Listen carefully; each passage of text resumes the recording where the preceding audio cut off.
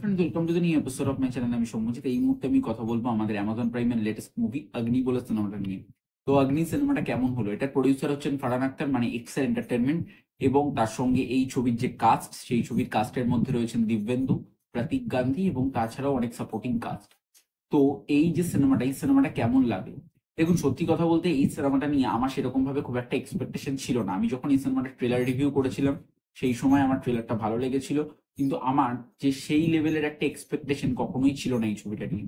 এই ছবিটা আমি একটা এক্সপেকটেশন না নিয়ে আমি একটা রীতিমতো দেখতে বসেছি। তো এই ছবির গল্পটা আপনাদেরকে বলতে হবে না, কারণ এটা আপনারা ট্রেলারেই দেখে নিয়েছেন যে এখানে একটা কিছু ব্লাস্ট হবে, একটা অগ্নি মানে একটা ব্লাস্ট হয়েছে। তো যেখানে আগুন আগুন মানে আগুন জ্বলছে সেই জায়গাটাতে।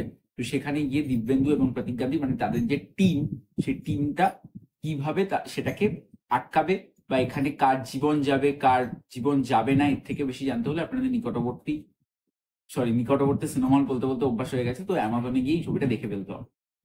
ছবির পজিটিভ দিক, নেগেটিভ দিক, আমার জন্য এই ছবির প্রথম পজিটিভ দিক, ফারহান আখতারের ছবি মানে আমরা একটা জিনিস জানবো, তারা যারা পয়সা খরচা করতে কোনো রকম ভাবে কার্পণ্য করে না। ফারহান আখতার এই ছবিটার ক্ষেত্রেও সেম, সে দারুণ ভাবে পয়সা খরচ করেছে।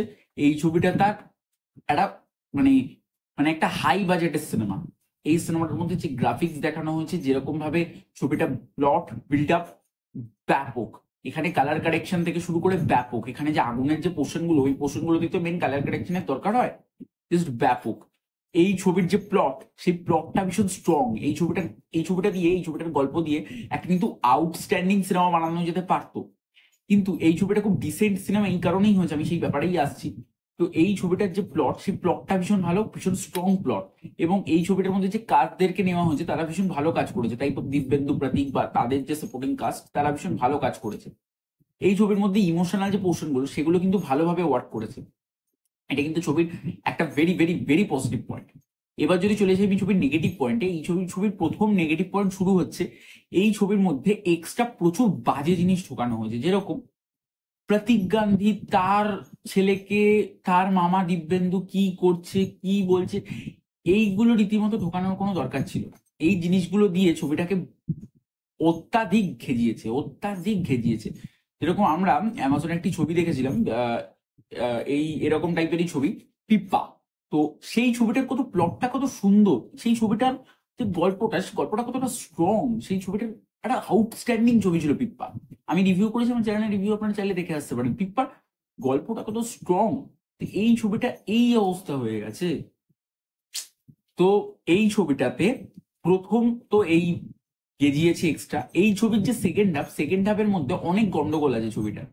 ছবিটার সেকেন্ড হাফটা ভালোভাবে ওয়ার্ক করে না। ছবিটার ফার্স্ট হাফ যতটা ভালোভাবে ওয়ার্ক করে, ছবিটার সেকেন্ড হাফ অত ভালো ওয়ার্ক করে না। কিন্তু লাস্টের ক্লাইম্যাক্স সিকোয়েন্সে গিয়ে ছবিটা উঠে যায়।